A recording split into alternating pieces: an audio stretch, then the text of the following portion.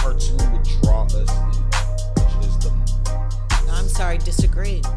movies. Cartoons, Tom and Jerry, come on. Like, they were fire, but there's no way we were gonna smack somebody in the head with a fucking frying pan. Okay, so I'm like 10 years older than you. The Right. Dungeons and Dragons cartoon. See, no, that's before my time. I didn't even play Dungeons and Dragons. Pee-wee's Playhouse, which is technically not a cartoon. Right. I fuck with Pee Wee's Playhouse, but I don't feel like the people that I was fucking around with and the group of people that I was fucking around, we weren't submerged in it. Okay. Like when a movie would come out, like I'll give you a perfect example. Your age group, The Breakfast Club. Like you could see yourself in these kids. You see what I'm saying? I can't see. You're not gonna see yourself in fucking Tom and Jerry. You know what I'm saying? Maybe to an extent, but when you're, fucking, I mean, I had siblings and we fucking hit each other over when head. you're watching fucking when you're watching fucking what was the other one? St. Elmo's Fire. You know what I'm saying? Like I never connected with St. Elmo's Fire, but those put you there. You see what I'm saying? Like you're those movies can. Those are like, I like movies in general, but I like movies that you get lost in the movie. Narnia, sure. the fucking Narnia movie. I mean, excellent fucking movie because you can literally, like, I'm in fucking Narnia. I'm in my brain. Right. You know what I'm saying? Executed well. Right. Did you read the books as well, or did you only some as a kid in school we read a couple Lion, of them, Witch, but I wasn't paying attention. Got it. You know what I'm saying? See, and I grew up as a reader. So, right. So like, I mean, if you want to get super crazy, we can talk about Game of Thrones. We can talk about Lord of the Rings. We can talk about Harry Potter, all about it. There's a book that I always bring up to people, bro, and only a couple of people were blessed to even hear of this fucking book, man. The Illustrated Man. Have you ever heard of this book? I have heard of that book. It is written by Ray Bradbury, is it not? I like this girl, dog. I like her, man. I haven't read the book, but I know it is about a tattooed man where the illustrations come to life. Bro. Hey, we are back with another episode of Riding High presents Off the Kush podcast with your host with the most, Skub Dose in the building, baby. And we got a special guest. You heard her, man. Like, I'm kind of fucking amazed a little bit. You know what I'm saying? I don't want to mess up your last name. Miss Heidi Hovda. Miss Heidi Hovda is in the building, co-founder of Corpus Christi's 7-day film project. Yep, that's me. And we were talking about Illustrated Man. So right. I'm glad you said it because it has been on my and it's not even a long book. I mean, it's like barely a novel. It's like almost just a long short story. Right. Well, what it actually is it's a compilation of a whole bunch of short stories. Okay. Starting with the official Illustrated Man. Right. All right. Well, it's been on my short list for a really long time. I mean, when you said Illustrated Man, I was like, yeah, it is on my list of books. Read this before you die. 100%. Read this before you die. 100%. So now, because of this, it's going to be elevated, and perhaps we can I can come back and then we could just do a deep dive. I don't know if your viewers would get into it, but maybe we could act out some scenes totally fucked up from the book. I'm so with it. Okay. Again, the viewers might not fuck with it, but I fuck with it for sure. You're the host. It's your call. For sure. It's your show, damn it. So for the people that don't know and should know, let them know where are you from? I have lived in Corpus Christi since I was 5 years old. No shit. But I was born in the Rio Grande Valley, so I like to call myself a South Texas girl. That's fire. And you went to school out here? I graduated from Tolosa Midway High School in 1991. Oh, okay. So that makes me 51 years old. Come on. Yeah. And what about junior high, elementary? I went from kindergarten to my senior year of high school at Tolosa Midway. So D, at when you went to West Oso, all the schools, they're all West Oso, they're all Toloso, they're all it's the single school district. So basically, that school district is gonna have like the elementary school, and more than likely, the elementary school isn't just one elementary school. It's broken down into more than likely like 2 or 3 elementary schools where that they have the like same name also. No, they're under the same district, but they may have different names. Like I know at West Oso, like from pre-K to like first grade, it was like John F. Kennedy. Then from like second or third grade and fourth grade, from pre-K to second grade, it was John F. Kennedy. From third grade and fourth grade, it was called Skinner, and fifth grade and sixth grade was called Carl Allen, and seventh and eighth grade was the junior high. So when y'all say Toloso or y'all say West Oso, Cal Allen, talking about the actual district. The actual district, That's yes. right, because those school districts have been able to be incorporated to take tax as a school district from the people that are inside the area that is determined, the zone. Boundaries, the zone. So West Oso has its own school board. CCISD has its own school board and its own government, and has the ability to accept taxes from the people and businesses and commercial property that are in that area. Property ad valorem tax. Damn, you know your That's shit. fire. Man. That's fire as fuck. Yes, but I don't know how to pick this up without hitting the mic. Growing up in Corpus, what was it like growing up in Corpus? It would be like in the 80s. Yeah. So Face the mic towards you, son. So my parents, my dad was a football coach. My mom for King in the 80s, then TM in the late 80s, and then after I graduated, I think he moved to Bishop and then Keensville, one of the Keensvilles. That's crazy. And then he went to Flower Bluff, and he retired in Flower Bluff. So, but all of that to say, I grew up in the 80s. My parents were kind of strict. Right. So my childhood life was, church and friends and neighborhood shenanigans, beating up boys and playing football with my brothers and stuff like that. And this whole entire time, like, what was the music that your parents were playing? Oh, I was not allowed to listen to rock and roll. So, like, give me a Wednesday afternoon to the supermarket with your mom. What is being played in the car? Nothing. Complete silence, bro? Well, first of all, I don't think I would go to the grocery store with my mom, but no country. Fair enough. But I think my mom's trips to the grocery store were never on a Wednesday afternoon. There were 5 kids in my family. So she did grocery shopping like on Sundays before we would go to church at like 5 a.m. the minute that HEB opened.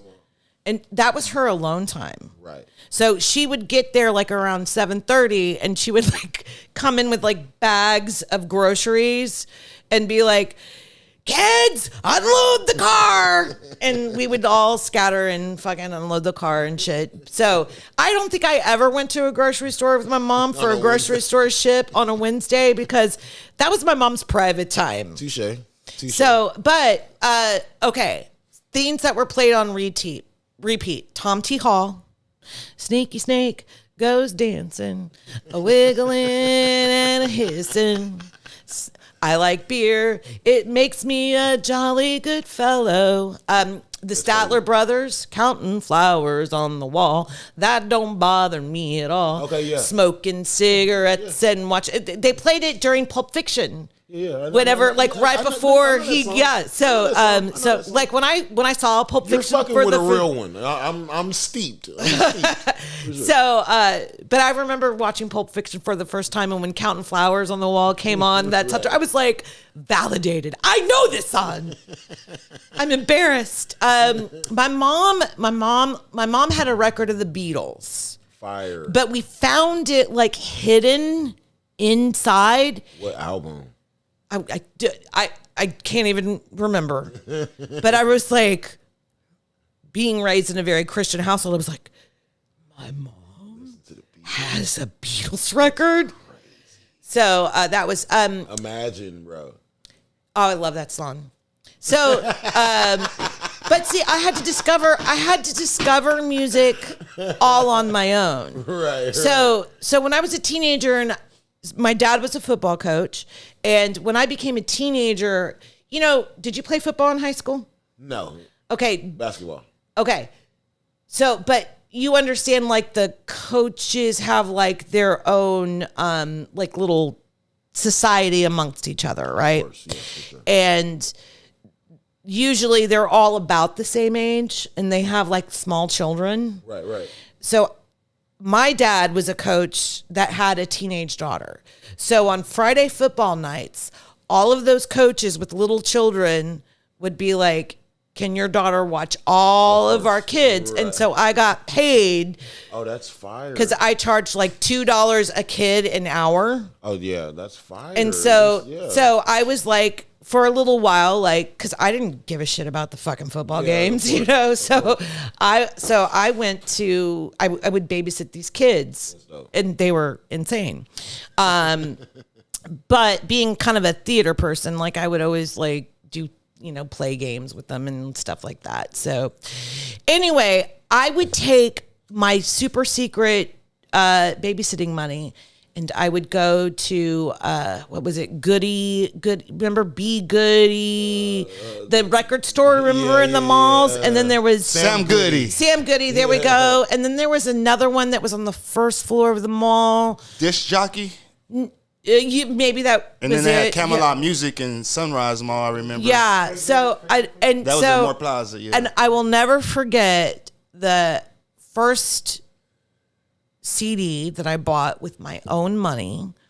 It was Octoon Baby, U2. Okay. And then the Black Crows. I'll take that for sure. And Tori Amos. I was obsessed with Tori Amos. That's old school. Like Tori Amos, Little Earthquakes completely changed my life. These precious things. Amazing. It's where I, that was my first like dip into vagina power music. Spicy. And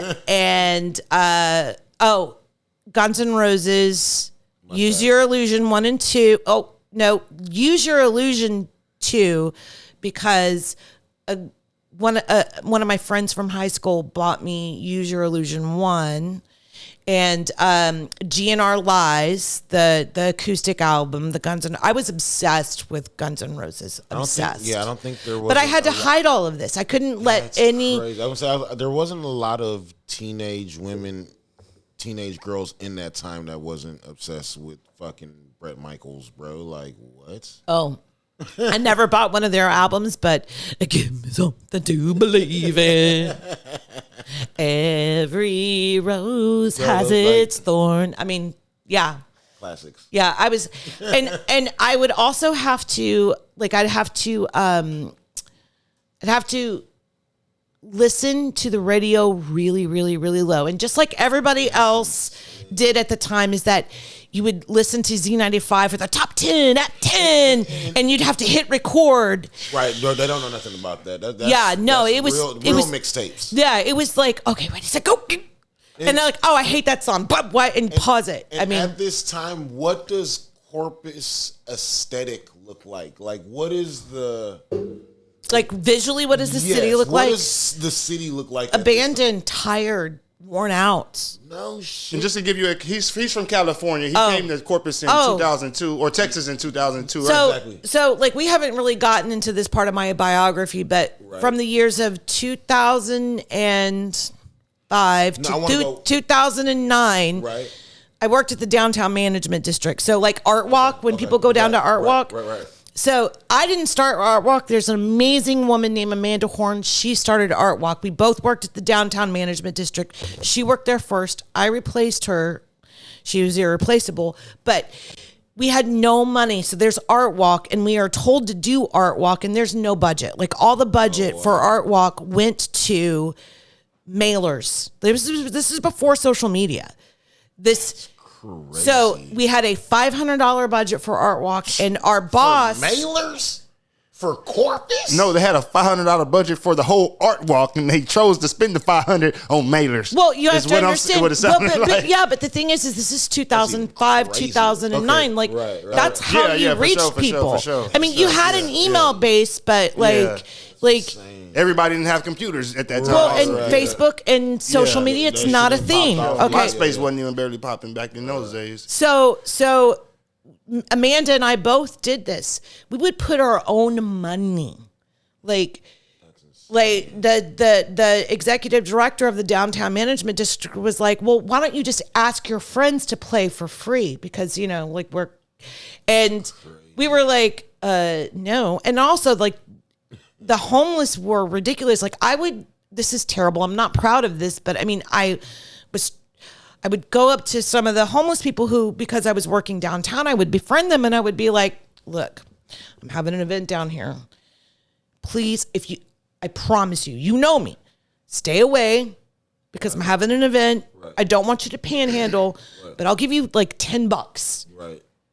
If you come back later and you help me maybe pick up some trash, but come back later, but just please, I'm having an event and I don't want people, the homeless, and give them another reason to not come down. Right. So you said, what did it look like? It looked desolate, and scary, and you were not and like it was a scary place to be. However, I will say this: Brad Lomax and what he did, he had already started kind of developing where Executive Surf Club and Water Street is. He'd already started developing it. And one of my friends from high school, she worked at a shop called Gifts by the Sea. Right. And Executive Surf Club, no, because now it's a part of Surf Club. But at the time it was a shop. And Brad Lomax didn't own that whole area yet. But it was owned by a man named, I think, Robert DeCou. It was DeCou Properties. And so they had Gifts by the Sea, and they had like a couple little shops in there. And it was considered dangerous, but Surf Club was popping. Surf Club was like super cool, and it was the hip thing. And Brad had done that and developed that in the downtown area. Was it like upscale, or was it more just No, it was exactly how it is now. Cool, but like that's where all the cool people were going to hang out. That's what I'm trying to say. Like if you go down to Surf Club at Pint Night on a Tuesday and it's like just cramped, Surf Club has maintained that. And so because of the investment that Brad Lomax did with Surf Club and Water Street, he created an anchor in the downtown area. Oh, really? And then in the middle, like other little pockets happened, but the other anchor that happened in downtown was when Casey Lane opened up House of Rock. So there were two anchors that happened in downtown on opposite ends. Yeah. And so it's taken a little bit of time, but because you have Brad Lomax, and by the way, Casey Lane was the general manager of Surf Club back in the day before he ever did House of Rock. So dropping some jewels on here tonight, man. So you've got these two very passionate, smart, community-minded individuals who develop anchors, and then in the middle, it has slowly started to fill out. So, but when Amanda was at Downtown Management District, when I was at there was nothing. And at least when Amanda and I worked there was a little bit of something. But when I was a kid, you ask what it looked like, it was nothing. It was desolate. It was desolate. That's insane. Okay, so going back to school, like at what point did you get like a knack or a flair for the community per se? Has it always been there? No, I wouldn't. I wouldn't know about that. But I think that. Like were you in like student council and stuff like that, like in school or anything? No, I did theater. I played golf. I went to state in golf. Super fire. I was talking to my son about going to going to college for golf this morning. I was like, dude, you should play golf. He's like, what? I was like, dude, they give away scholarships in golf. Go. Yeah. It's funny. I went to state in golf, and I'm still really good friends with the woman I went to high school with. She was an incredible golfer. Like, she was a year younger than me. Her name's Roxanne. And like, we just hung out like last Saturday. But she was an incredible golfer, and she was like a machine and just so disciplined as a golfer. Like, she could just like walk up to the ball and just know exactly, and she just made it look so easy. Me, I was like, merp, merp, merp, merp, you know, and like I could knock the shit out of the ball, but when it came to the short game, I would get in my head, and I was like, oh my God, okay. This absolutely, because the thing that's interesting about golf is that you can be at the tee and knock the hell out of the ball, and that's one. And a putt that's this big is also one. Oh, like it's one stroke. Oh, right. Exactly, so this amazing shot is as great as this little nothing shot. And so I would, with my short game, I'd be like, okay. Now, and also, like, as you get closer to the tee, there's more like geometry and math. Of course. And not my strong suit. So I'd kind of like get into my head a little bit, and I'd overcorrect. And then I'd also be like, fuck it. It's just like whack it. And honestly, when I was like, fuck it, I did better than I did when I was overthinking it. So, I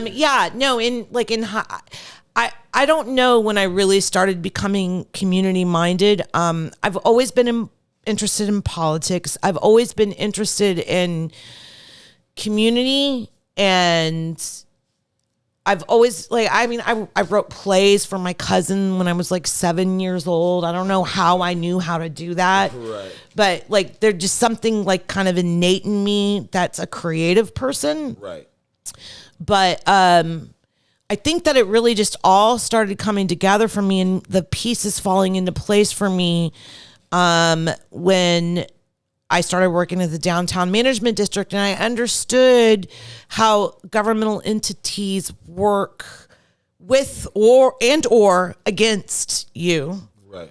And what was great about Corpus at the time, as desolate as it was, all you had to do was something, and a net would form because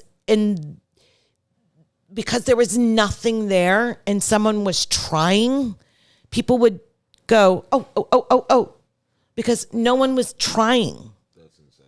How did you even get in the door with like the downtown, like at all? Like get hired or I literally put my resume into LK Jordan or the Wilson Group. I went through a temp agency. Oh, that's crazy. And I got an interview. And the executive director at the time, her name was Norma Urban. She died in March of 2008. Norma interviewed me, and is flawless, bro. And she said, I can't remember everything about the interview, but one of the things that I do remember is she was like, why do you want to work here? And I said, because I look around and I see a blank slate. I see a blank canvas, and it's not enough for me just to sit on my back porch with my husband and say, there's nothing to do here. I've got to get some skin in the game. I mean, it's a great paraphrase, but it was along those lines. And she said that's the reason why she hired me. Now, I have great respect for this woman who has passed away, but she was not an easy woman to work with. I got Set in her ways. Well, I mean, it's hard. I mean, at the time, like there was nothing going on. And what year is this? I'm sorry. This was 2005. Okay, bet. Like it was hard at the time, right. And people couldn't see the vision that she had in her head for what downtown could be. And so she's kind of like alone. She's like a lone ranger. in this kind of vision. And yes, there are at the time there was a nonprofit organization called the Heart of Corpus Christi. There were some murals that were being painted. I know you don't see them anymore, but for a while in downtown, there was these dolphins that were in places in public spaces. And she did this project where they hired a sculptor to cast dolphins, and then they hired artists to paint kind of like a mural on the dolphin, and they had them like all over the place. Everywhere. And and she got the idea because there was a city that did that, but with cows. And so she took that idea and did it with dolphins. Right. And so it was, she had such a really great vision for downtown, but it just was hard to get people to invest in it. It was hard to get people to bring money into it. One of the biggest problems with downtown was that there was no residential, and the residential that was there was kind of run down and and everything like that. So when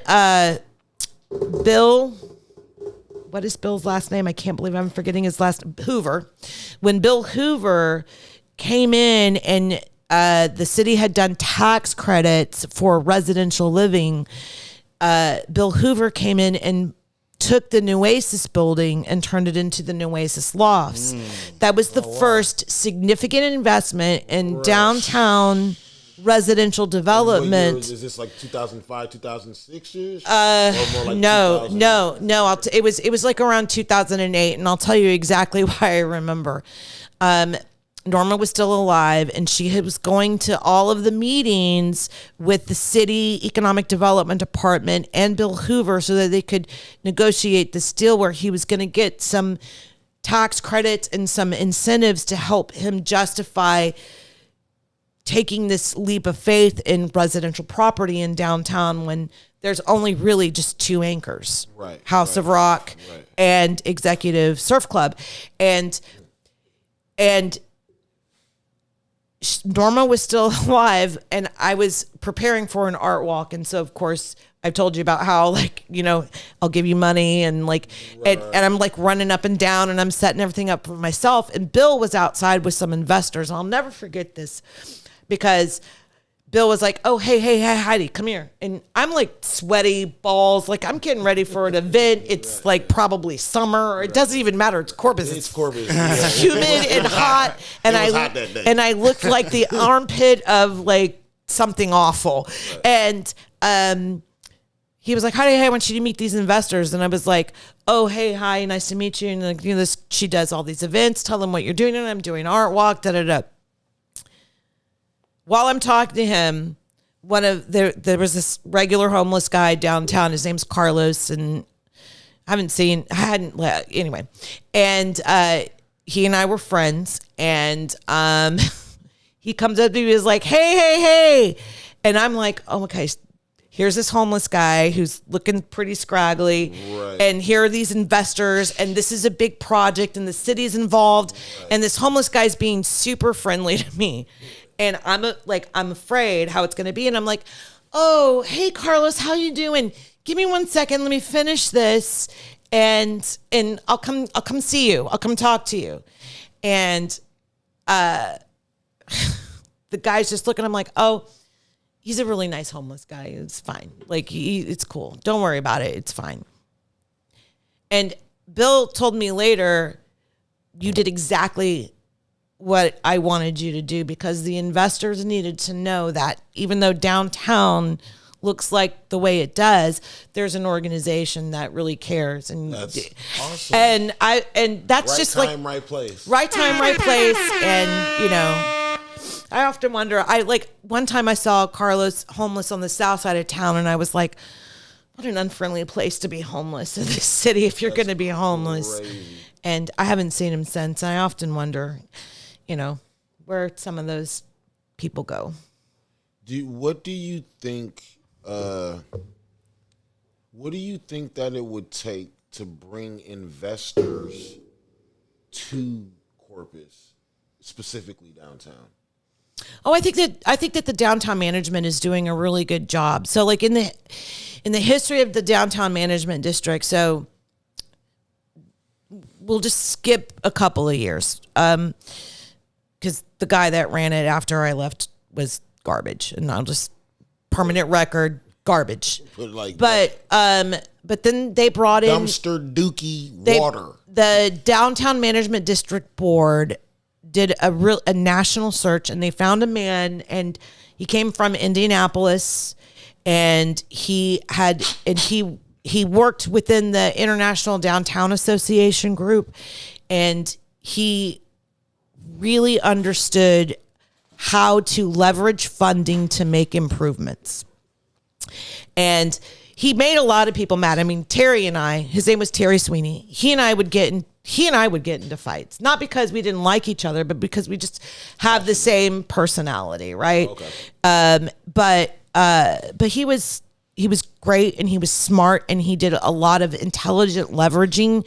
He got the city to do a TIF for downtown, a tax increment finance zone, where basically in this specific area, the ad valorem tax goes into a pool of money, and that money gets spent specifically on improving that area.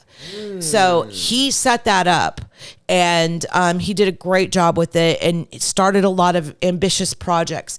And then he left to go to Louisville, Kentucky, I think. As ambitious as like never finished, or ambition? No. He finished a lot of projects. And then when he left, Alyssa Barrera Mason, she was working at the city. She was working as a chief of staff for an assistant city manager. She had learned a lot under his tutelage, and just because they worked so closely together, and Alyssa ended up getting the job. Okay. And so Alyssa has moved and expanded, and in doing so, because you see all these vast improvements, it's easier to go to city council. It's easier to go to the county for funding because they're actually seeing improvements. Okay, and so back when Amanda and I were doing it, and we're like paying for bands ourselves, and we're going to the liquor store and like buying Lone Stars for the people that come to drink, like all of that is stuff that people can't see.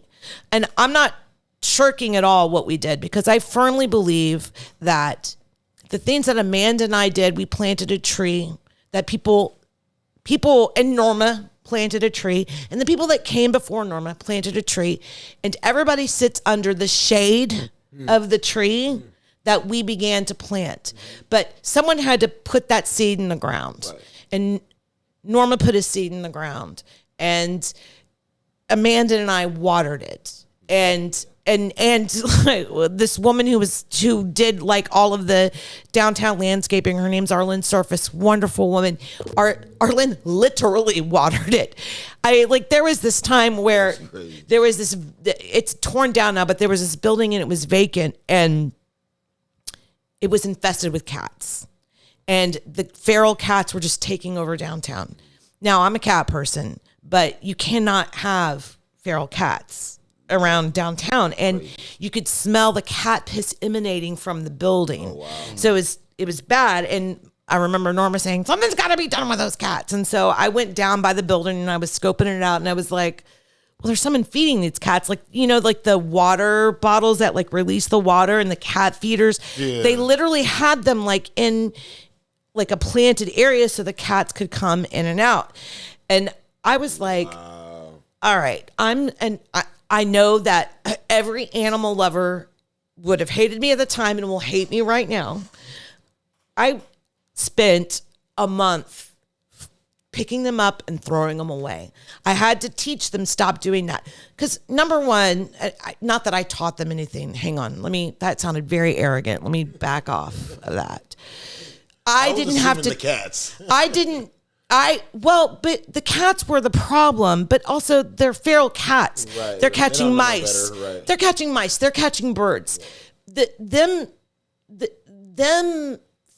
feeding these animals is making them feel better, but it's causing a problem with 100%. the What y'all are business trying to build. what we're trying to build, and also like the business owners in the surrounding area, because in my mind, logistically, these things that they were putting out there every day wasn't what was causing the feral cats to exist. Right. The vacant building was causing, so that was a derelict building owner. But that derelict building owner was creating a situation where the building owners that were doing something, it was affecting them. And what can they see? What can they control? These feeders.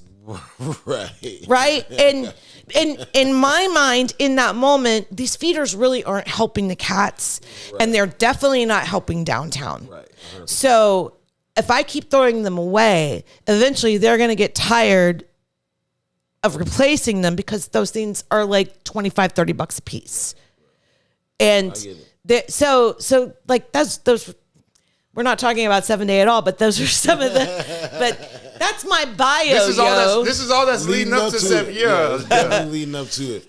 Well, while I was working at the downtown management district is when we started CC 7 Day, and so that's kind of like I have a background in theater. I've done plays at Harper Playhouse. I did plays at the university. I did plays at Del Mar College, and I've just kind of always been connected to the creative community, and so I helped produce a couple of movies, and Local movies or just yeah, movies oh in general? yeah, Awesome. yeah, local movies, yeah. No, lived here, so the co-founder Joe Hilliard and I were. Joe Hilliard was part of a film festival that does not exist anymore. It was called Edgeworks. And Edgeworks was here in the city. And Edgeworks was a legitimate festival. It was over multiple days, multiple short films. Right. And the films that I had helped produce were always involved in this festival. Oh, that's awesome. So, but the problem with the festival, no offense to anybody that put it on, is that it wasn't consistent. When it just pop up whenever. It just you didn't know if it was going to be in September, right? And then there was one time where it skipped a year, and there was just no communication. Yeah. To be fair to them, it was before social media. It was before all the tools, digital stuff. So less venues, people less open and receptive to it. So they had a lot going on, and of course, you're not making money putting on a film festival. You have a job, you have a life, you have a family. So no tea, no shade, just it was what it was. So one time, the co-founder of 7 Day with me, having been on the Edgeworks Festival, he was like, man, it would be cool. There's this thing called the 48-hour film project, and they do them in cities everywhere. Right. Do you think that we could do one of those here in town? Do you think that we have enough filmmakers locally that would participate? And I said, yeah, I mean, I don't think you should do it in 48 hours. That sounds crazy. Insane. But I think 7 days. I think that the idea of doing a beginning and an end, that sounds like a good idea.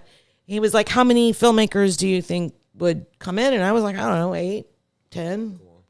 And so we did it. We were actually, I can tell you exactly where we were sitting at House of Rock. This memory is seared. This is 2007. Oh, really? This is seared in my brain. I'm pregnant with my now almost 17-year-old. And Casey was walking by. Casey Lane from House of Rock, he was walking by, and we were like, hey, Casey, we want to do an event here. Casey says, hey, hang on, let me get my calendar, because this is 2007. We don't have fucking, right? He comes with his calendar and a pencil, because you don't write that shit down, because you might need to erase it in case people cancel or something. Casey already knew this bitch don't cancel. So we wrote it down and we made the announcement, and I can't remember the exact date, but I mean, I think we showed the exact number, but I think we showed over 30 films that year. That's insane. Expecting 8, got 30. So that's 30 different filmmakers? Yes. And so the lesson that I learned was I was hungry. And so was a lot of other people. And you pregnant at this time. Yeah, but I was barely pregnant. Barely. If you look at the award ceremony from that first year, I'm all like full pregnant. Already. So yeah, no, that was so that was the first year. And then we did it the second year. How did y'all go about like the planning about like, okay, thinking about we're gonna do like the award ceremony and it was a complete shit show the first year. We didn't know what the fuck we were doing. We had no fucking idea. I mean, also, like, this is one of the other things that I've learned about 7 Day. You gotta fake it till you make it. Super facts. Yes, fake it till you make it, always. But like, pay attention, listen, be adaptable, hold hard to your vision, hold hard what you want, but you got to be willing to kill some darlings. You got to be willing to let some things go. Like if you are making a film or if you're making a song or if you're writing a novel or like you may be completely in love with something, but if it's not working for the overall piece, you got to be willing to cut it. Mm-hmm. I mean, J.K. Rowling with whenever... I don't think it's a spoiler at this point. Whenever Sirius Black died in book 5, people were like, how could you kill Sirius Black? How could you do that? And it's like, to be a writer means you have to be a killer. Yeah, you gotta sacrifice. Quite frankly, that's life. That is reflective of life. You know, like every day we're killing darlings, you know, and it's true in your life. I don't mean really, I mean metaphorically killing. It's true in your life. You give up dreams. You give up, I'm not going to pay this bill. I mean, you know, like every day we're making decisions. We're making hard decisions. And that is also true in your creative work. And if you are so obsessed with all your darlings, you're never going to be a creative person. Right. Part of the rigor of being a creative person is being brave enough to kill your darlings. Super facts. I agree 1,000%. When is the next 7 Day and what can we expect from this 7 Day compared to the first one? Like, well, she was barely about to go on the second one, so can we run it through like that? Well, I want to know like how far it's come. She was barely on 2008. She said it was a shit show. They didn't know what they 2007 was a shit show. That's what I'm saying. That was their first one. But she was about to go to 2008. Well, but I mean, like, okay, there's a component of every time where it's like always feels like it's about to fall apart. Like if you've ever put on an event, 100%. everything, if there's not enough money or someone is dragging their heels something or a graphic didn't come out that you want or time or you stayed out drinking too late instead of getting a deadline done and now and it's not as good as it, like there, at some point, everything's going to fall apart, right? But it's about being adaptable and killing some darlings. Okay, this isn't as perfect as I want it to be, but it'll work. But this has been a hard lesson for me to learn through my life. Don't let perfect get in the way of good. Facts. So, because, you know, the track record speaks for itself. Like, and it's also about like sticking to the vision because like the whole point of 7 Day is to tell you're making a movie inside of you. And no matter how good that movie is or bad that movie is, on the day of the screening, we treat the quote unquote worst movie on the same level as we treat quote unquote the best movie. Right. And we really believe in showcasing people's work, treating creativity with the honor and respect that it deserves. You know, over the years, sometimes like there's little fights that happen with filmmakers. There's little, trust me, like over the years, people get stupid beef. And again, as I get older, I start to realize this town, it's still way too fucking hard to be a creative in this town. You think so? Fuck yes. Why?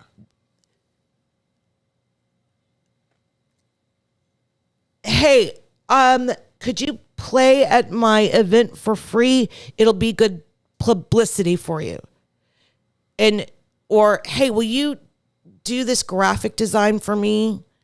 It'll be good. I'll tell everyone to use you, and tell everyone you did it. That never fucking happens. Never. And I have gotten to a point where, and look, I find that it's better to say to a creative person, look, I have a tiny budget, but I'm looking for someone to do this.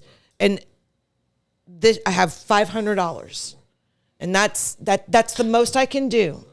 And like shout out, sponsor, give you all the things, but this is my budget. And there are times people are like, I'll do it for you for free. Absolutely not. I pay you for your time. And what I try to tell people when I am asked, can you get me a free this when it's a creative person? I say, absolutely not. That publicity you think you're going to get them, does that pay their cell phone bill? Does that pay their student loan bill? Does that put food in their children's mouth? Like, it's bread. It's called bread for a reason. Like, you feeding people. Yeah, like, and I especially hate it when people have fucking money. There's so many people who ask for that and they have money. Pay your creative people. Pay them. I mean, like, I sometimes get ashamed that I can't come to the table with a budget. But I'm honest about it. I pay what I can, and it's a significant. It's typically more than what I can afford to pay. Right. But at the end of the day, it's about paying them. It's about seeing them, and giving them what they're worth. I just do not see. I just don't see it happening as it should. There are pockets and there are corners where that is happening. You've got K-Space Contemporary, which is a fantastic job of promoting local artists, visual artists. You've got I'm on the board for the Corpus Christi songwriters. Like, we always make sure that we pay our local artists when, you know, we're bringing in from out of town artists. Like, we do our best. But even still, like Corpus Christi songwriters, we're operating off of a tiny budget too. Right. So people also don't show up still. Like if it's not familiar and easy to me, if I'm not gonna hear a song that I can sing along to, I'm gonna fucking talk through it. Right? Like on Corpus Christi Songwriters, one of the things that we do is open your ears and shut your mouth. Listen to the music. This is someone's song. Right. You owe them the respect. For sure. I mean, we try to be cool about it. But if you're going to be fucking yak mouthing. Yeah, 100%. So yeah, no, I don't think this town knows how to understand or respect the creative community. How does one get involved in, like, well, not involved, but how does one participate and enter into the 7 day? Oh, we're back there. Okay, cool. Yes. So the 7 day schedule is like this. We have a cast and crew call in like mid-June. And so anybody who's interested in starting a team and you want to meet actors, I want to lead a team, but I don't have a camera guy, I don't have a script writer. Right. So but I have a vision. But I have a vision, and I know, and I can produce this thing, I can bring this thing home, but I just need more people on my team. The team leader signs up for a table. We send out a press release. It gets on the news. People share. We send it out in our extensive email list. Right. And people show up and we connect people. So it's kind of like a mixer.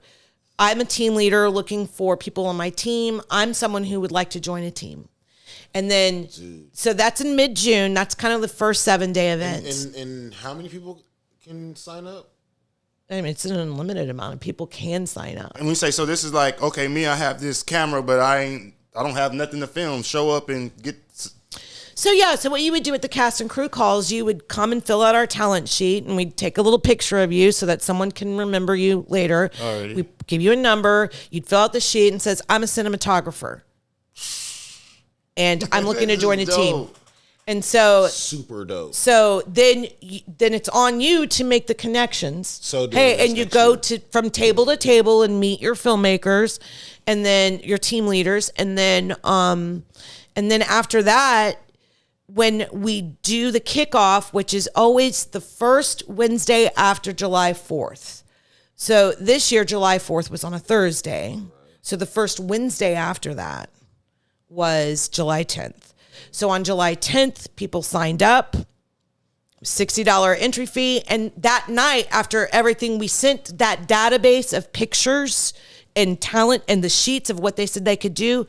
We emailed that out just to the filmmakers so that they could have access to that database of all the people, even the ones that didn't show up to the cast and crew call. So if there's someone who's looking for a cinematographer and they didn't come to the cast and crew call, that team leader will see you on there and so it tells the person's name and what they do. And their cell phone number and their email. And so it's like with a picture of them. It's like it's like a, yes. Well, because, That's if y'all are going to go meet up somewhere in a coffee shop or whatever, like, who am I looking for? You know what I mean? I hate that when I'm like, I'm going to meet like tonight, I'm going to go meet some complete strangers. I have no idea. But I saw your podcast, so I know kind of. Y'all had no idea what I look like. That's like crazy white lady who needs her roots done. Fuck. Hey, you're cool as fuck, though. This is dope. Can I take a pee break? Yeah, for awesome. Sure. For sure. I'm 51. We're gonna take my a break bladder. real quick, y'all. I'm give 51. Us a second. When my bladder calls, it's an emergency. For sure. You're good. Give us a sec. We'll be right back, y'all. Right back after these messages.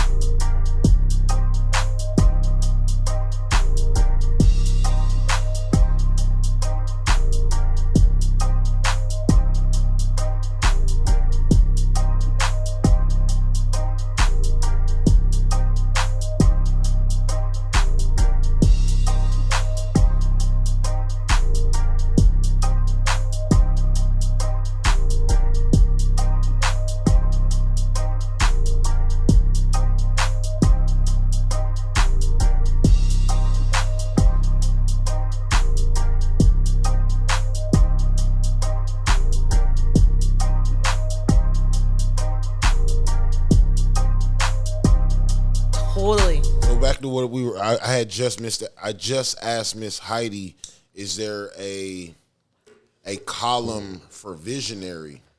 And that's a team leader. And she was like, that would be a team leader. And it's interesting. Like some team leaders are like director, producer, cinematographer. Like they're everything. Right. Some team leaders are like, no, I'm a producer, and they bring the team together and they more produce it. Right. Some team leaders are more like writers and then bring the team together, and like they like to write the story and let other people do all, and they bring in an editor and stuff. Wow. So it is. I mean, it's entirely up to you. It's entirely up to you on how they want to execute it. Yeah, I mean, so to be a team leader, I need to be at this first casting call because y'all just did one recently. But so whenever the next one comes, like how does? Oh, I just sign up via the email thing. Well, okay, I'll give you a little fresh. I'll give you like an unofficial announcement here at the end. So okay, cool. To be a team leader, all you have to do is show up. This year was on July 10th. Hang on, I'll tell you what year. I'll tell you the date that it will be next year, real quick. Please do. Next year, the kickoff will be calendar 2025 July. The next year, the kickoff will because July 9th. Okay. So you show up on July 9th. You pay the entry fee. Team leader. And yes, and you sign the participants agreement, and then boom, you're a team leader. And then but the cast and crew call is just a tool to use to build a team. Yes. If you already know who your team's going to be and you're not interested in that, like I highly recommend everybody come to the cast and crew call because vibes. Exactly. Because like you get excited, it's kind of like the first eventual, and you just get to see the cast of characters, so to speak, that's going to like be involved in this journey together. And it really is a journey. And the thing, if I can talk about the thing that I am the most proud of 7 Day, and it's, and to kind of hit back on what you were saying earlier, like what's it different? No, you were saying that. What's it different from the beginning to the end? Mm-hmm.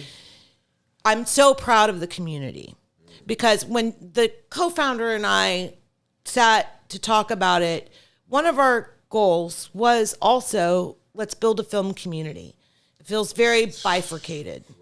Now, I mean, over time, like, you know, like little factions and little fights happen here and there, but this town is so small, there's no room for factions. So the reason why I say come to the cast and crew call, or even just like, even if you're not interested in making a film, if you're a creative person, go to K-Space during Art Walk.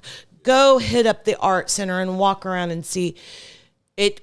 We all as creative people, I feel really bifurcated, and we don't even know what other people are doing in this community.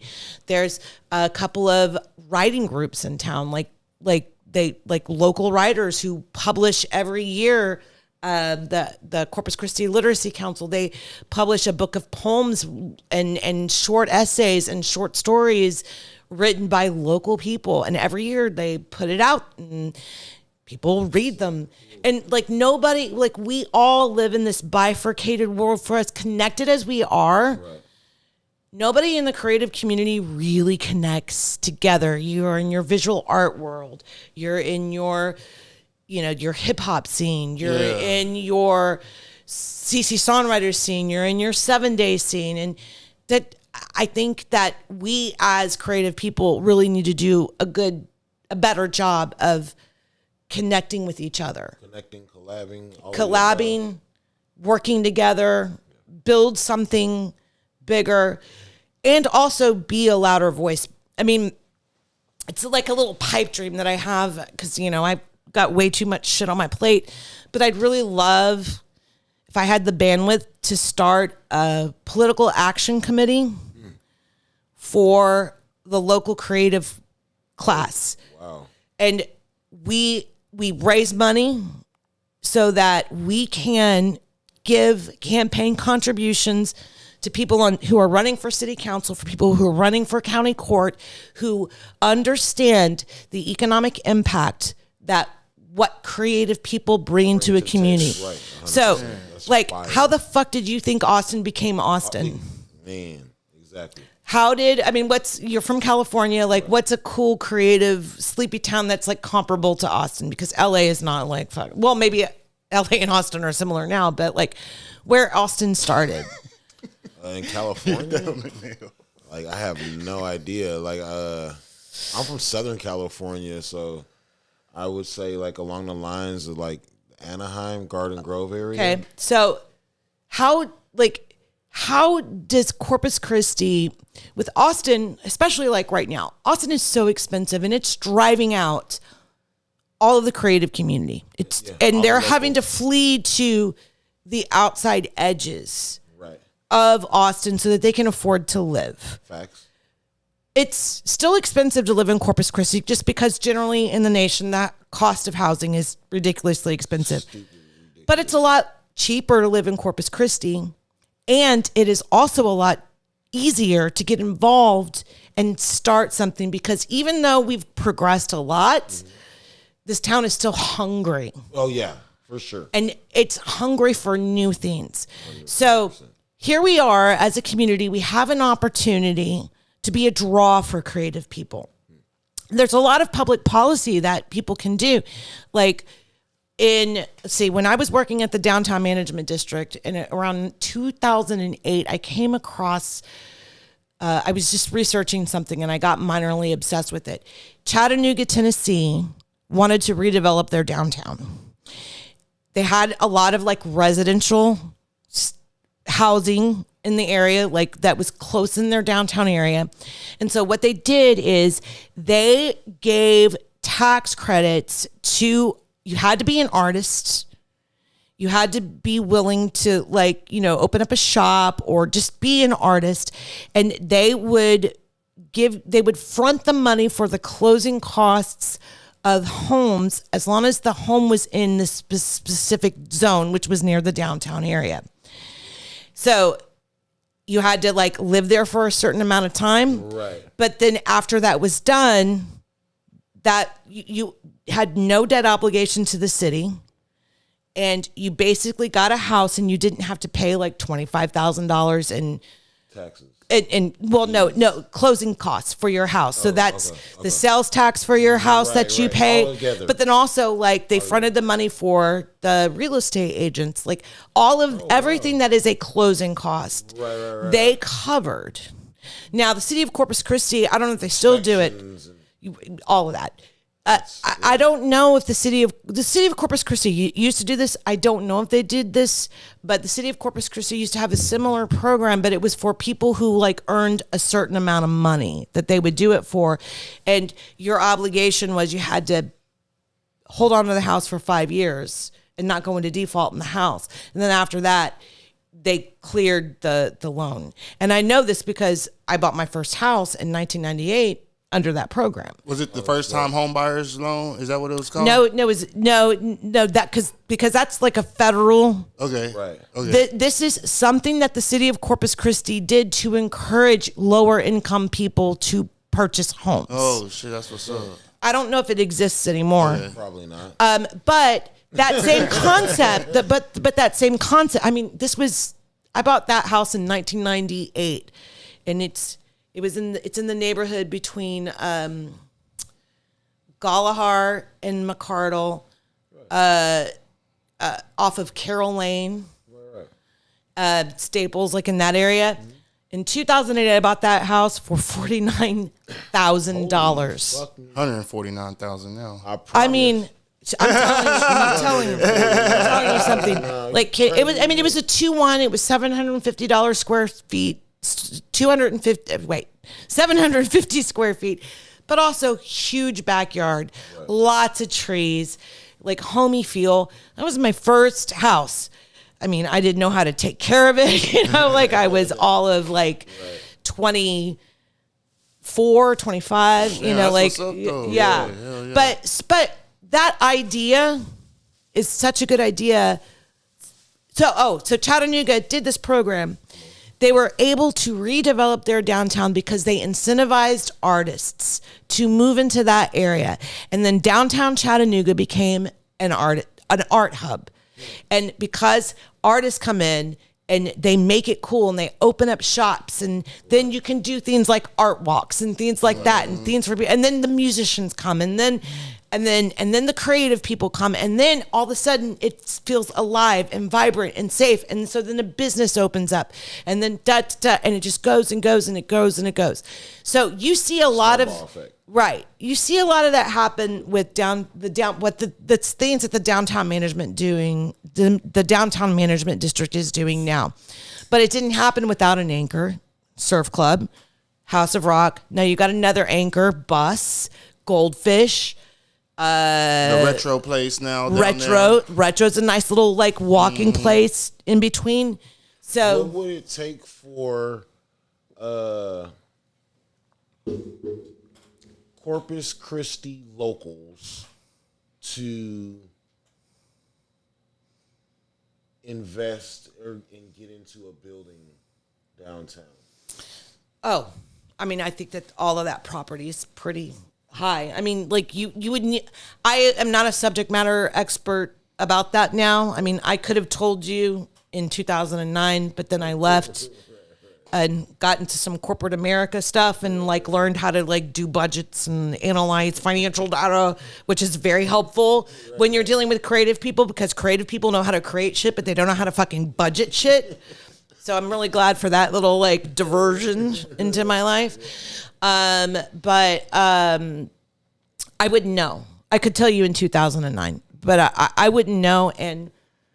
But if the local creative community wanted to do something like that, and we had a pool of money and we had some investors, right, I'm confident that the downtown management district could put that connection together for us, help us find money, because the downtown management district and now the city and the county, they all now understand, because they're starting to, they have seen the fruits of the investment of doing things like a TIF, doing things like, and you know, like there's so many great things that are happening, like the revitalization of the Ritz Theater. There's a lot of capital improvement projects that are going along with that.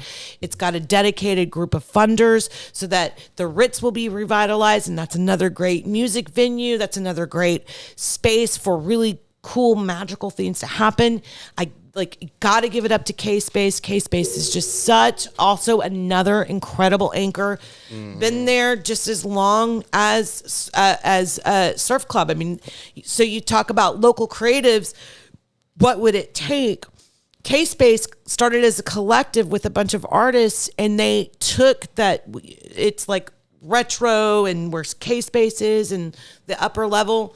That building, it had a lot of vacancy in it, and the artists went up to the people that own the building, lovely people, Dottie Clower, Tim Clower, the Clowers, and they were able to create an art studio up on the third level, and it's like 3 flights of, but the Clowers were smart. They understood our building won't be vacant.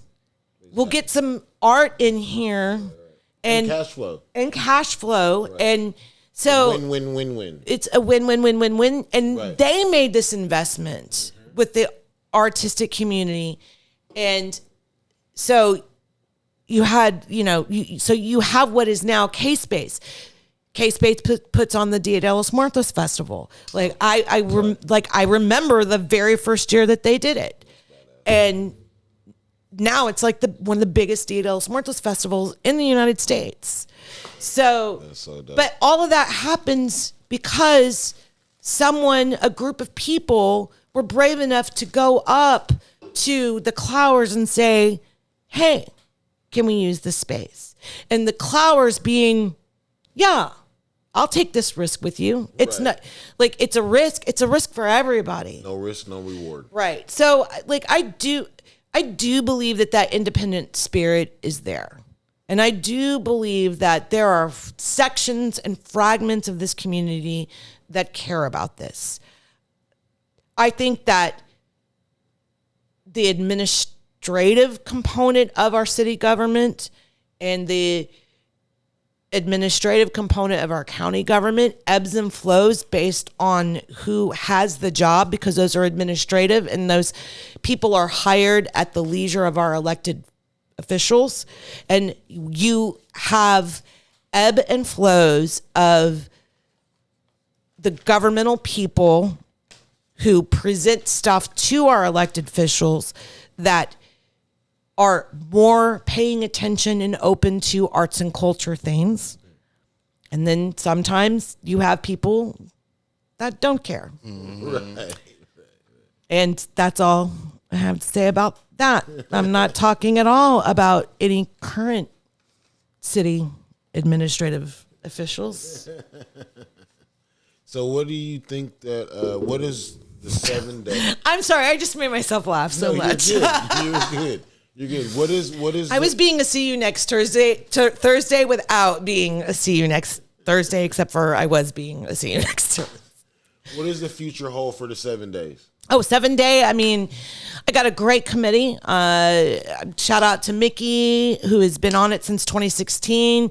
Mickey Kramer Insurance. Shout out to Danica Kramer and Gabby Mondragon. Like, she is also on our committee. Like, they're rock solid, like, crush it every year. Like, dream team, fake it till you make it, sweat of the brow. Yeah.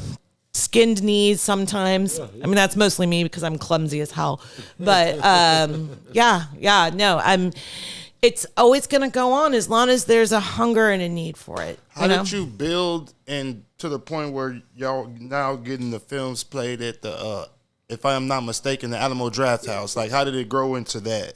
Well, okay, so That's crazy. Yeah, go and fire you up once you give us the story. Oh, no, actually, this is an interesting story. Okay, so the very first year that we did it, we didn't know how many people would show up. We had zero. No, I'm just fucking.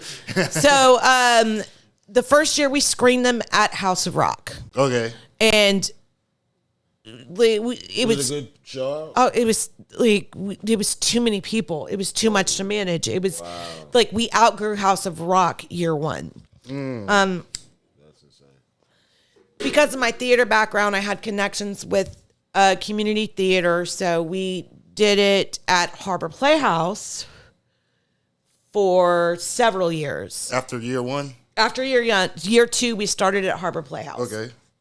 And so that seats about 400 people, and it would either some years it would sell out, some years it would be 2/3 full, 3/4 full. Right. But I mean, if you think about it, it's everybody who made a film, and then all of their actors and everyone on their team, and then their friends, and then their family, and that's kind of like the magic of 7 day. Yeah. And then you have some people who are just genuinely interested in what the hell is this going on in the locals. What shit show will I see for a film that was made in 7 days? Or what magic will I see for films that are, what is this making a film in 7 days thing, right? So we would do it at Harbor Playhouse. And we actually, it's funny, I just came from our steering committee meeting for 7 day. And the last year we did it at Harbor Playhouse was 2017. Okay. So Alamo Draft House had opened. And to be fair, the former chair of the steering committee, Stephanie Garcia Brazil now, she is the general manager at House of Rock. Stephanie was like, come on, Heidi, we got to get this shit down to Alamo. And I was like, nope. Because I can be like a real resistant to change kind of a person. No, really? Nope, this is the hell we know. We don't know those people. Also, Southside, meh. That's what I'm thinking too, where you like, we got to keep this downtown. Well, yes, because I'm so loyal to Casey Lane and House of Rock for taking that leap with us. Right. That first year, kickoff will always happen at House of Rock. The award ceremony will always happen at House of Rock. That loyalty, that belief means something to, until I'm dead and somebody makes another decision, that's where it begins and that's where it ends. But I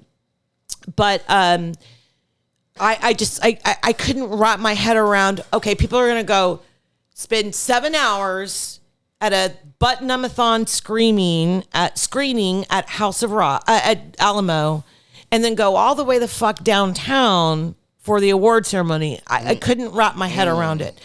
But it got, doing it at Harbor Playhouse became untenable.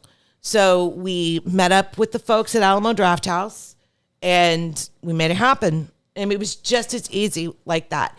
Now, I will say, Alamo Drafthouse has always done us solid. They've always done great. But I will say, there is the current GM and her team, chef's kiss. I just love Tilts. I love the collaboration that I have with Alamo Drafthouse. I love the amount of care that they put into making sure that 7-Day goes well. Right. Like, they love 7-Day as much as we do. That's what's up. And to the point where it's like, I mean, I also do a film thing. It's called Film Up. And you know how comics and musicians need an open mic night? Right. So that they can get better? So I do Film Up. It's an open screen night. Oh, shit. So, like, if you wanted to make a film, like, not 7-Day, you just wanted to make a film. Right. Already. I'll show it. Already. And I do them every quarter at Alamo Drafthouse. Alamo Drafthouse works with me, gives a shit about how that goes. And it's just an open screen night. We show short films from... I talk with my hands too much. You're fine. Let me have a sip of this beer so that maybe. So Film Up, yes. So like Alamo Drafthouse, great partner for us in that. Oh, another cool thing. There's a local producer. His name's Jacob Grimm. He created a horror anthology series.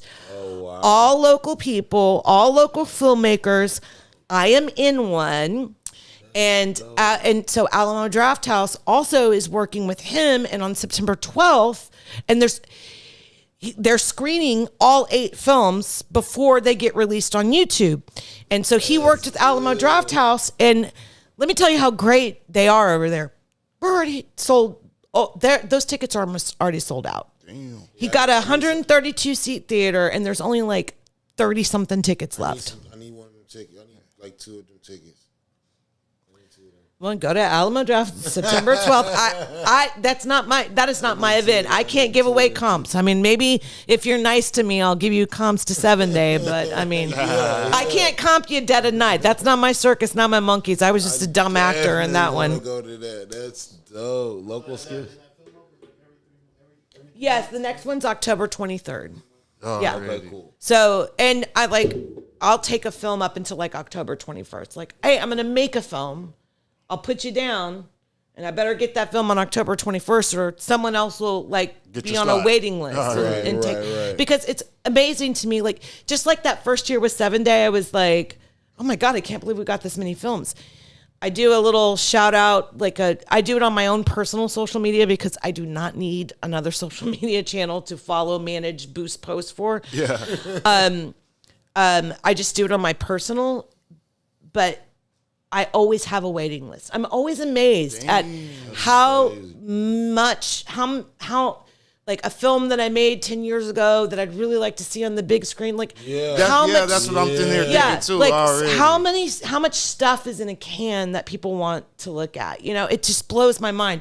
I'm always blown away by the amount of talent and creativity that is residing here in our town. And we continue to be hungry. And it just blows my mind. I love this creative community. I love it so much. There's so many hardworking, amazing, thoughtful people. You got El Dusty over on People Street doing the produce stuff. I mean, like, you have so many people who are laying it down, putting their dollar, putting their heart, putting their soul into it. And like, I think if there's an area of an improvement, we need to be there for each other a lot more than we are. We need to get out of our own little corners. Like, you know, don't be cockroaches in the dark and waiting for the light to turn on. Gather together. Like, we need to always be in the light. We need to raise each other up. Facts. Man. Hey. The screening for CC7 Day this year is September 1st at Alamo Draft House. You can go to cc7day.com to purchase tickets. That's dope. And Repeat that one more time. cc7day.com. On the homepage, it says tickets. Already. Get tickets. And can you give out the information of, well, I mean, I know it's a year in advance. Do you drop the information on how to be a part of 7 Day? Yeah, just follow us on social. We've got a Facebook page. We've got an Instagram page, CC7 Day. If you just Google out on social, you'll find it. We abandoned our Twitter account long time ago because fuck Elon Musk. Well, it was actually before that. But I mean, you know, but also I love every opportunity I can take to say fuck Elon Musk. So that's just me. Are there limitations on the type of films that can be like? So for 7 Day or Film Up, or like which one? For 7 Day. Okay, for 7 Day, no. We do not, we are not arbitrators of content. Okay. For films that are not suitable for general audiences, also, I don't want a Karen yelling at me because their daughter or son saw, you know.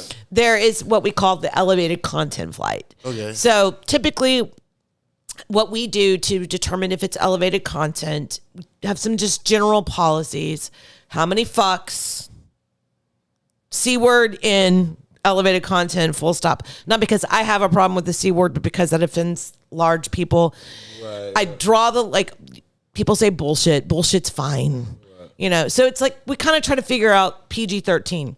Okay. Drug use, not implied drug use, but drug use on screen, elevated content. Implied murder, fine. Implied bloody, fine. The minute you see like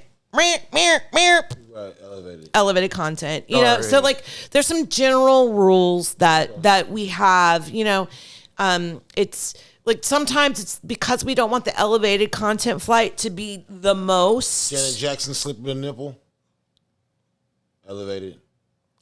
Like nudity, that's considered elevated content. Not nudity. Of no, course, well, okay. So this gets into like I'm talking about like that's nudity. Okay, wait. Slipping a nipple. So wet T-shirt. No, wet T-shirt is not the same as areola. Well, I mean, you can see the areola through the wet T-shirt. Yeah, but blank areola is different than. You know what I'm saying? Okay, yeah, okay. Like. Okay. And, I get it. And do we discuss this back and forth as a committee on determining? So like, if there are a lot of films that drop the F-bomb, right, and that means that like the elevated content film is going to have like 15 films in it, that's too long for one flight. So it's like, all right, how many F-bombs did they say? Did they say one F-bomb? Okay, so elevated content is a category. Right. Well, it's in its own flight of film. So you have flight 1, right, flight 2, right, and flight 3. Okay. One of those flights is going to be, hey, if you are sensitive, please be aware this has elevated content. Okay, I see. It's on you as a grown-ass adult or the grown-ass adult with minors to ascertain on your own if you're going to watch this shit. Right. Okay. It is not our job to tell you who or what. I'm not looking at IDs. Yeah. I'm not doing anything. My job is to show every single film that is submitted and followed the rules and did not get disqualified. That's my job. Your job is to decide if you want your eye holes and your ear holes to see it. Alrighty. I mean, like, I'm not a and that's the same thing with Film Up. Someone's gonna put a film in front of me that I might vehemently disagree with. I mean, like, I'm thinking a Leni Riefenstahl, KKK. You know what I'm saying? I'm going to still show that film, and we're still going to do a Q&A with that artist. My job isn't to edit your content. My job isn't... It's to show it. My job is to show it. Your job as the filmmaker is to stand by it. Right. And that's how we all get better. No, I feel that. We don't get better by saying, you can't say that out loud. You can't do that. Well, you can... But you also have to accept that there are consequences for what you made. 1,000%. And You may not like those consequences. You made it. Yeah, you made it. Stand by it. Yeah. And if you may be embarrassed by it 10 years from now because this is a snapshot in time. Yeah. And it's okay for it to be a snapshot in time.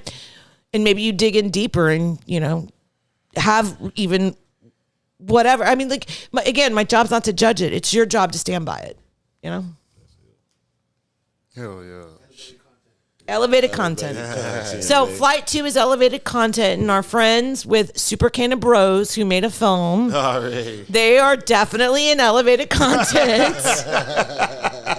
It's visually a beautiful film. I love it. It's fun, and they made a film, I think, in 2019, and it was called Tales from the Smoke Shop. Oh, shit. And it was 7 Day Masters of the Universe was the name of their team that year. And it was good. It's good. It's fun. Like, I still remember that film. People still remember that film. And I remember, so they made it in 2019, and then this is the first time that they've done another. So it's been a little hiatus for this team. And so we canceled 7 Day in 2020 because of the corona apocalypse. And then in 2021, there were some people who were like, where's that pot team? Like, where's that funny movie? That's dope. Right? So I'm super excited that they're back in it, and people will go like, I remember those guys. So like people when they look see it forward to together. see what the person's going to produce the next year. Every single, I mean, because what we have done with 7 Days, we have built a film community. Already.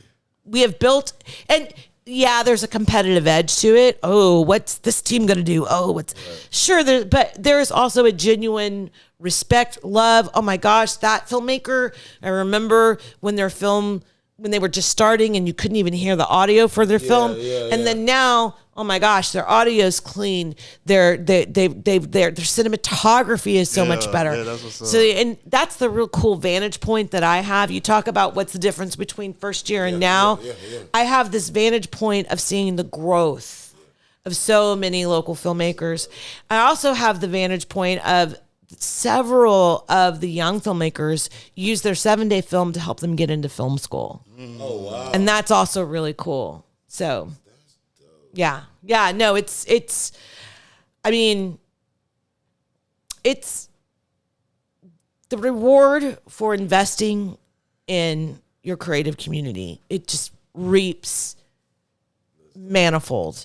And come on, join us. Like, come find your place in it. Like, it's like, this is a cool setup, and I love it. Yeah. I see all of this as a potential filmmaking thing. I mean, like, why is this not happening? Hey. But in addition to that, like, come to the Corpus Christi Songwriters in the Rounds. It's free. Can you explain to us what that is, the Corpus Christi? Because I heard you say it a few times. So the Corpus Christi Songwriters organization is... they support local songwriters. So of any genre.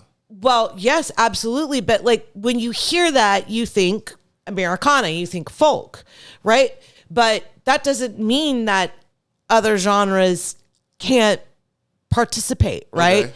But the rule is it has to be original work. Already. So it has to be an original song. It has to be original work. And what In the Rounds is just like you sign up for open mic night, but you're probably going to play a cover song. Right. You're playing an original song. Already. Right. So you come up, and we have a vast network of people. It's about time that there's some diversity in it. So please come up. And where do y'all have these at? It's at Surf Club. It's always on the second Sunday of the month, and I think they start taking, I should know this because I'm on the board. We start taking signups for the open mic at 6:30. Already. Yeah. That's dope. Has to be clean music or anything? Just not too vulgar?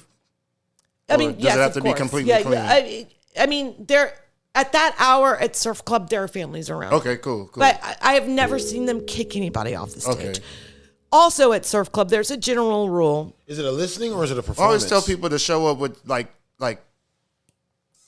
clean, friendly music at those type of play. You got to know your audience. You know what I'm saying? Whenever you got to know your audience. Is it Ding dong. Yes, correct. That's hilarious. Is it? Are you at this specific event we're talking about? Are you performing, or is it? Some people perform. I don't perform. You're not asking Well, it no, for not me. you specifically, but is it like a? Yes. Oh yeah. Like people sign up. Or is it like a listening?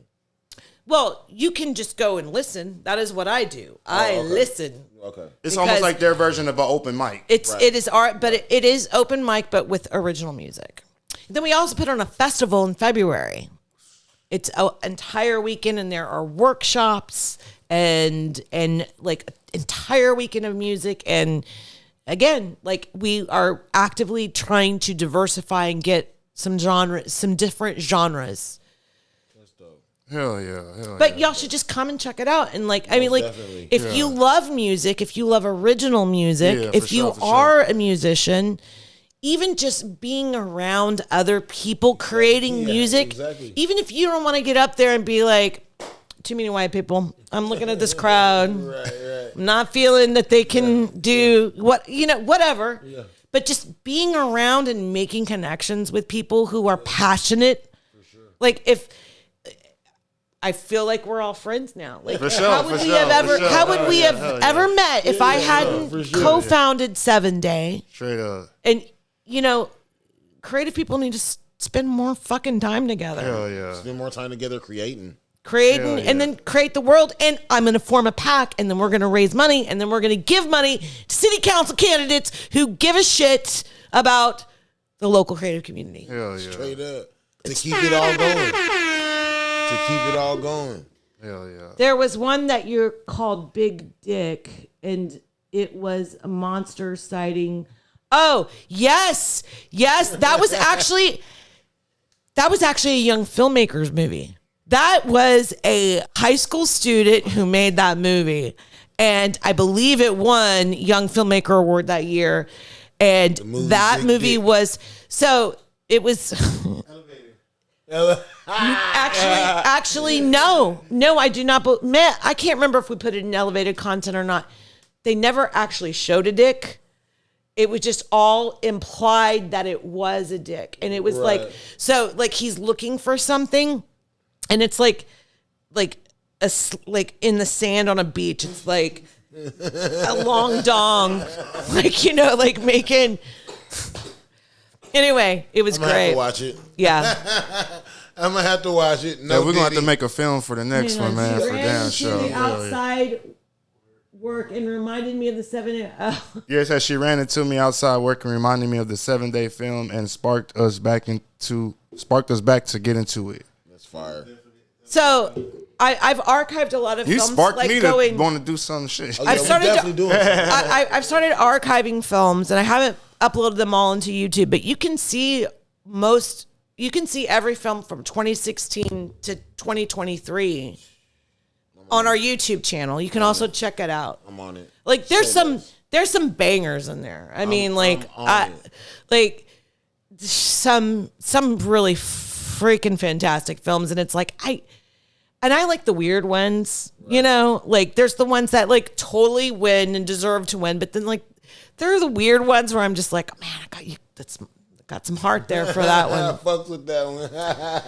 That one's my jam. Yeah, no, I mean, when you're a Goonie, you're a Goonie because it's Straight our time. It's down here. Down here, it's our time.